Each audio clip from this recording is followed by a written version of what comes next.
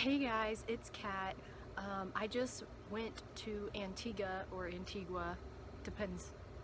I feel like it depends on where you're from with how you say it, but they say it Antigua there, so I'll call it that. But anyways, I went there last weekend and I just thought I'd tell you guys a story. I'll tell you more about the actual trip itself and the purpose of that. Alright, so I thought I'd tell you guys a funny story of what happened in the airport on the way there. And basically, I'm not going to say where I live, but from where I live to Miami, way in South Florida, was like our first section of flight. And then the second plane leaves, something on my face. Anywho, the second plane leaves from Miami to Antigua, which is like a 3-hour flight, not that bad. But it was going to be a lot of flying. Well, we found out like last minute, like we were supposed to leave Wednesday morning, like early at like 6 a.m. from where I live, but we got a call like the night before that it was canceled. So we're like, okay, well, we had this thing we had to be at there on Friday, so we were like, okay, well, we can stand to leave the next morning. So come Wednesday night, we're all finishing up our packing, and then that same first flight was also canceled, the one that was going to take us to Miami. So we were like, okay, well, we have to be there by Friday. So we were trying to figure out what to do, and basically we ended up saying, hey, is everyone packed? And then dunked all our bags in the car and just drove overnight and then some to get to our flight from Miami to Antigua. So that was fun, because I'm one of those people, like, you know, those people that are like, oh yeah, I can get like 2 or 3 hours of sleep, I'm tough. Well, I am openly not one of those people. Like, I need 8 to 10 hours, 8 at the minimum, or I'm just kind of like not good the next day. So needless to say, even though I wasn't driving, I was awake the entire drive there. So we got to the airport and we made it in time. It's all good, you know. We're sitting there and I'm just like, because like normally I don't get anxiety about like flying, but I guess since I was already on a lack of sleep and dealing with other issues, it was just all coming up, and I'm like, I'm not feeling good about this. But I was like, it's only a 3-hour flight, it'll be fine. That's one of the shortest flights I've ever had. So we get on the plane, I'm next to, like, there's a row of 3 and I'm between like my mom and my sister, and these people behind us are kind of friendly, they're like joking with us. I was like, that's cool, like they'll be nice. But then the flight takes off and it's like the conversation went from like joking, haha, to like I don't even know when the turning point was. It was just like, oh, these people are so funny, they're joking with us. And then they were like popping pills and getting drunk. So in the beginning, I think at the first joke they said was something like, I was trying to get my air vent to work, and they were like, oh, I'll just blow on you if it doesn't work. And I was like, oh, haha, ha. And then later, they really started acting loud and weird, and I was kind of like, and you got the gist from their conversations that they were just going there to party, which is fine. No judgment from me. It's a good place, you know, go to an island, tropical party. So I'm not judging them on that.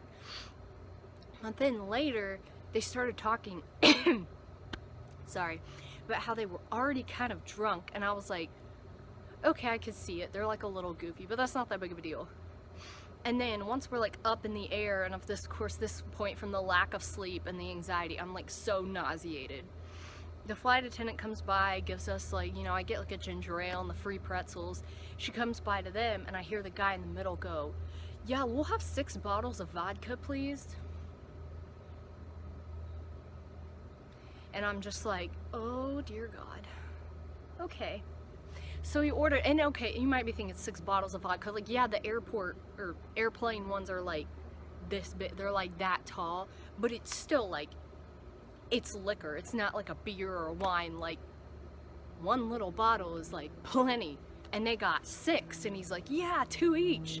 And apparently because like they said, they were already kind of drunk at this point. So I'm like, okay. And I just kind of look at my mom. We both go like, what are you gonna do?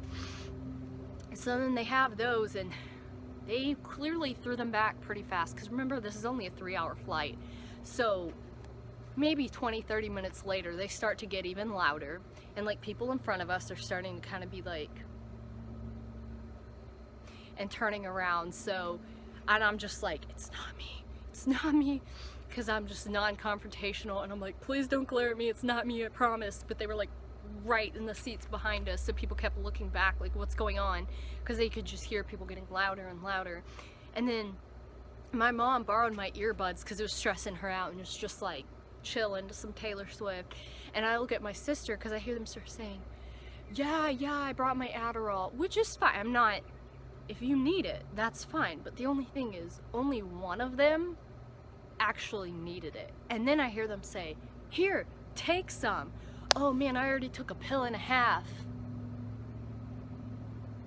So not only are these people drunk, like previously drunk, and now have had a couple shots of vodka, they're now just popping Adderall, which, if you don't know, Adderall is for ADHD or ADD, but either way, if you take it and you don't need it, it makes you like, it'll make you like hyperactive, which, like you would imagine, made the situation worse. So they started taking the Adderall, and it didn't take longer for them to get even louder. And then they start telling these stories, like, I guess when you're like intoxicated to any degree, you just kind of have no shame. But they're telling these stories where like anyone can hear, but of course we're right in front of them, so we're getting the good stuff.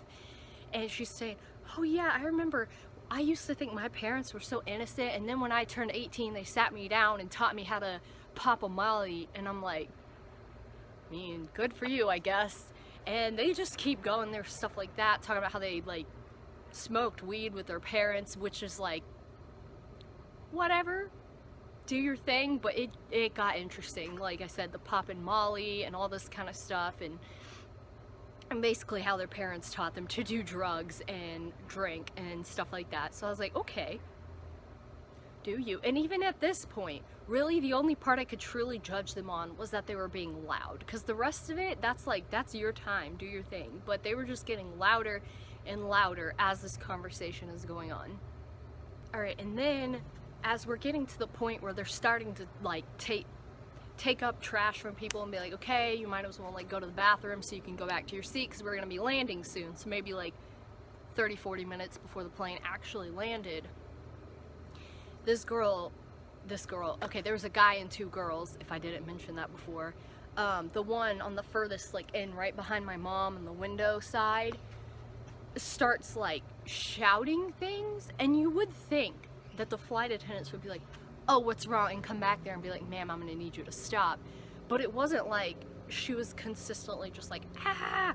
She did it perfectly, spaced out enough that it was like, by the time we were like, excuse me, security, that's when she would stop. So it's like she did it intermittently, so that until we landed, like no one said anything, because, well, everyone glared at them, but like no one got anyone's attention that worked on the plane, because she would just do it and then stop, and we would be like, oh, okay, she's done, and then she would do it again like for the last 30 minutes until we landed. And what she would do, I can't even remember what she said exactly, but she would say, can I get a something, and then she would like pause. Nobody said anything back, but I guess in her brain they did, and then she would go whoop whoop, and then just scream.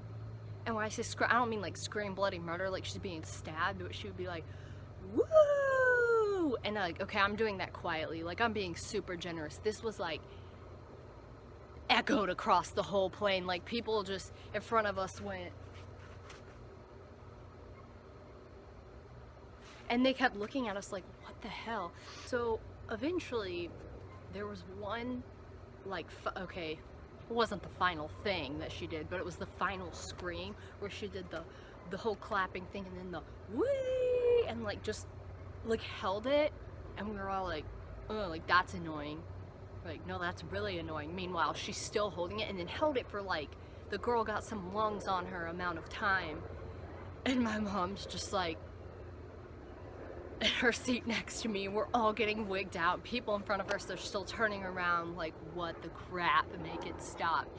And then she stopped screaming. At this point, we're getting like lower, like we're under the clouds again. We're about to go on the island, and it's in the Caribbean, you know. So she sees the water, and of course, we're all like, ooh, ah, like cramming our faces into the windows.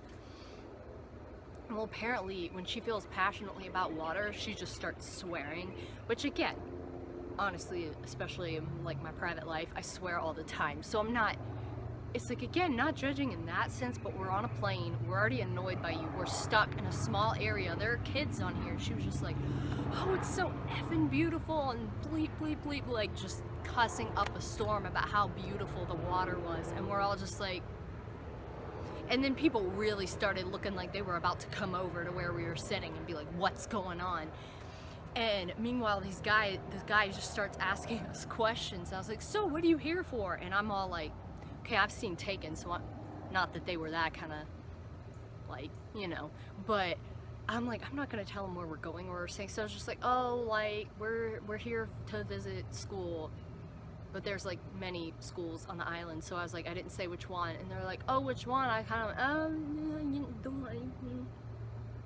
and like kind of brushed it off, because again, a sane person would just ignore them, but I'm that like so non-confrontational that like ignoring someone blatantly to me is a form of confrontation. So I'm just like, oh yeah, like kind of trying to answer their questions, and then we're like getting in line to get off the plane. I'm just like, yeah, they're like, oh yeah, we're staying with a friend, where are you guys at? And I'm like, oh, like I don't remember, somewhere on the water, even though it's like an island, everything's on the water. So we just kept going, and eventually my mom and my sister are like, just stop, like don't answer their questions, like stop talking. And I'm like, And so eventually we made it off the plane, and I'm sure they're great people, but that was just an obnoxious experience. So I am happy to say we did not run into them again the whole time we were there. Like my sister was like half afraid that we would show up at our hotel and they would be like our neighbors or something, but luckily that did not happen. So thanks for watching, guys. For more, I am Kat the Permaid on almost every form of social media I have, so thanks, bye.